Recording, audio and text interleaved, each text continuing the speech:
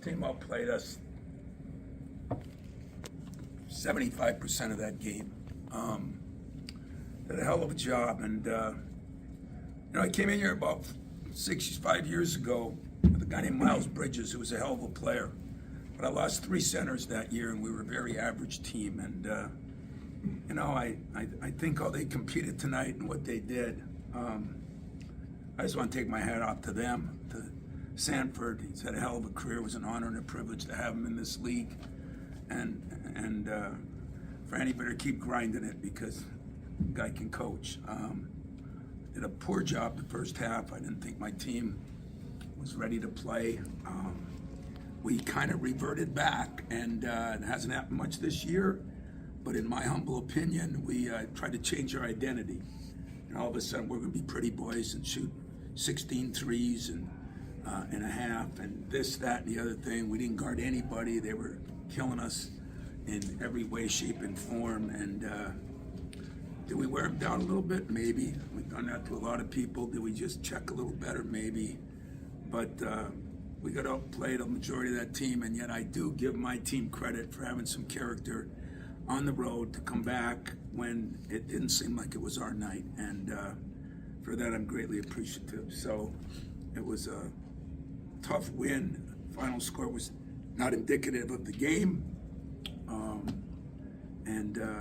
Boy, they did a hell of a job making some shots and back cutting and moving. I mean, that's the toughest offense to cover that I've covered all year. And we played Kansas and, Carolina and Memphis and all the Big Ten schools.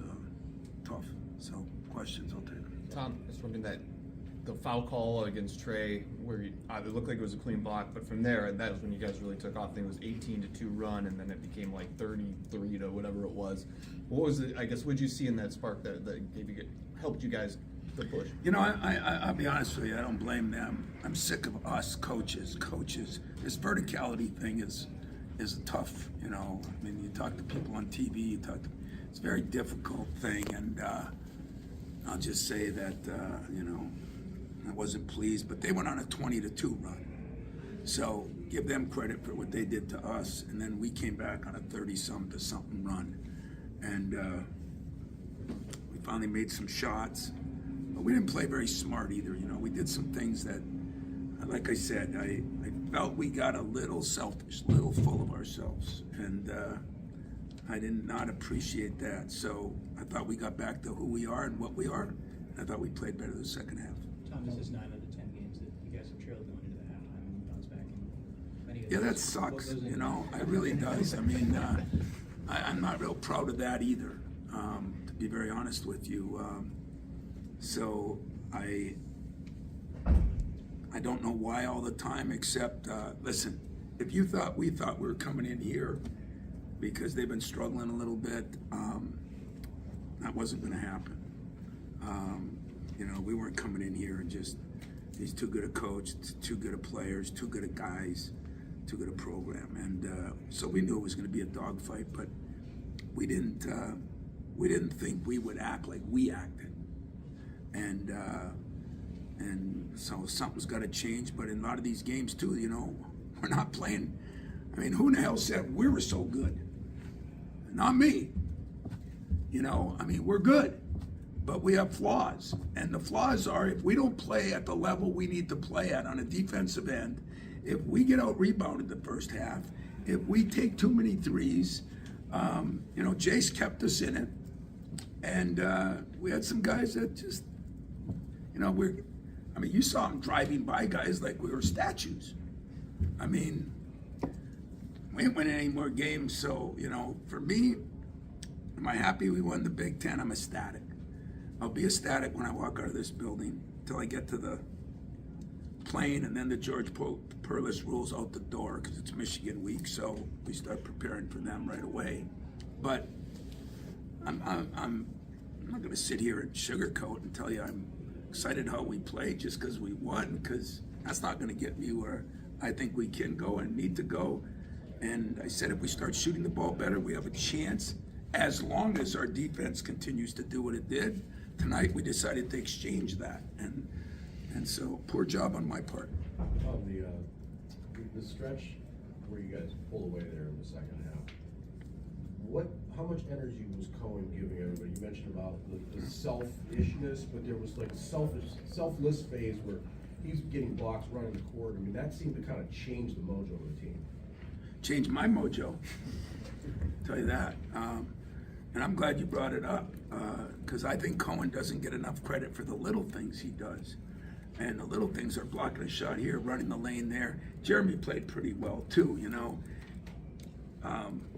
Trey came back and played better the second half. First half, we had one guy that played well, and that was Chase.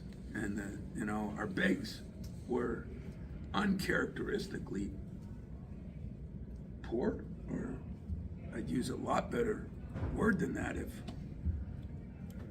this was HBO instead of Iowa Network. But we weren't, we just didn't do what we needed to do, and the energy guys did. You know, Chase kept us in it. Jeremy started playing harder. Cohen started doing things off the ball, on the ball, running the court, getting dunks, getting offensive rebounds. Missed free throw, he gets an offensive rebound. I mean, as that kid's shot keeps coming, and it is getting better, he's going to be a hell of a player. Tom, when you leave this building and you're able to enjoy for a minute the Big Ten title, I mean, this is something 11 months ago you said you were going to try to do or die trying, and you're still alive. And, you know, Almost. So Almost. I'm wondering, I mean, this Challenge is, I mean, obviously tonight's performance, these things are grinds over 3 months. To do this, to have it outright, can you speak to that a little bit? Well, Matt, my guy here, he said, you know, every championship team has a stinker or two. And, you know, we really haven't had, you know, our consistency has been unbelievable, if you ask me. And that's a great credit to my staff and those players. But tonight was an eye-opener on what happens if you deviate from who you are, you know. And I think it's a good lesson for all of us. But when I do walk out of this room here and just sit by myself in my locker room for a minute, I said I thought it would take 4 or 5 losses would win the league. And we're at 3, we got 1 left. Not far off anyway, but to win it outright now, you know, now we'll see if we can handle a little success, because I didn't like the way we handled it. You know, last night was tough. We watched the game and, you know, guys got excited. Of course we got excited. I mean, you got to share for the league. But it's great to let them know that if you don't keep your eye on the prize, they can get away from you quick, because they played good and we played bad. And so when I get out of here, I'm going to say we played bad the first half. They played really good. Give them credit. But I think we showed some character. We challenged each other. Players got on players for the first time in a while, because we haven't had a lot of situations where we needed that. And so maybe this will be a positive for us. But damn, they played good, and they deserve more than they got out of this too. Defensively, where did you feel like you guys were able to turn that around in the second half? What were the, I don't know if adjustments, but just where were the improvements? Yeah, you know, no, don't let any of my staff or me tell you there were these great offensive adjustments, or we changed a few things on the ball screen coverage, but for the most thing, it was real simple. It's really basic. It doesn't take anything, no analytics, no all this other crap. It took play harder. Trey Holloman, there were times when nobody could get around him. You know, Jeremy, nobody could get around him.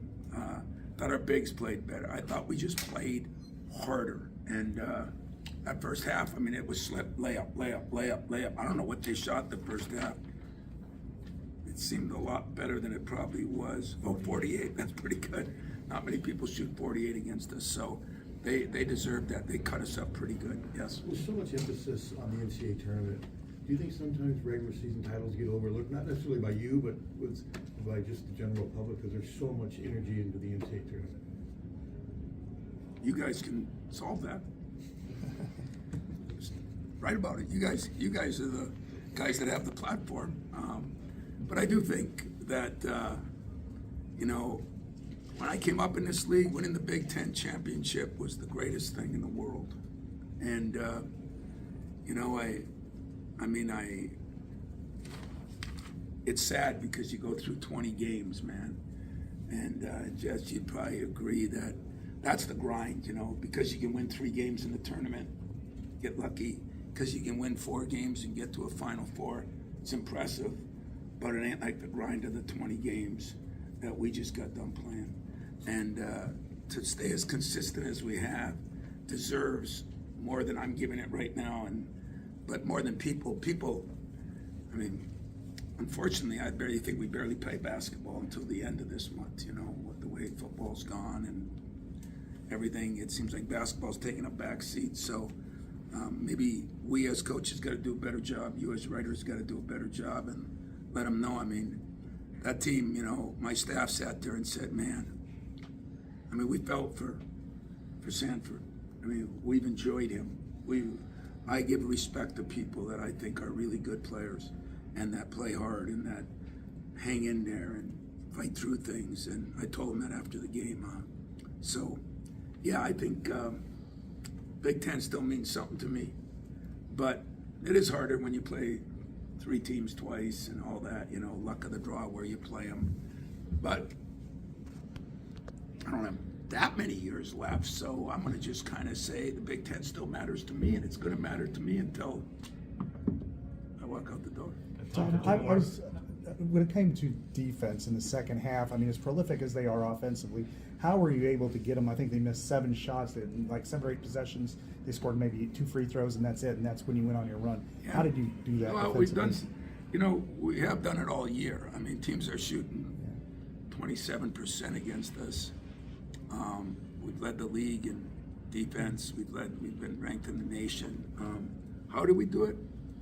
Believe it or not, it was really simple. We guarded somebody, and they're hard to guard, but we're good to guard too. And so it was their good offense against our good defense, and 2/3 of that game they kicked our butt, and we rallied. And I don't know. I got to watch the film to figure out why we got beat on so many of those, but I think it was good offense. I mean, I'm over bad defense, if I was to be honest with you. You were mentioning the frustration, or you seeing a lot of the things being said. What would you kind of say to a lot of the Iowa fans who are maybe frustrated with Fran or frustrated with where the program is at? You know, I look at some of the players he's had and what they've done, and you know, you get lucky and unlucky. I mean, I just went through a 3-year period where everybody wants to ship me out. I mean, it's just the way it is. You know, they don't have the resources here. I'm going to say what I think. They say what Fran thinks. I mean, everybody has different amounts of resources. They're not on the middle or high end.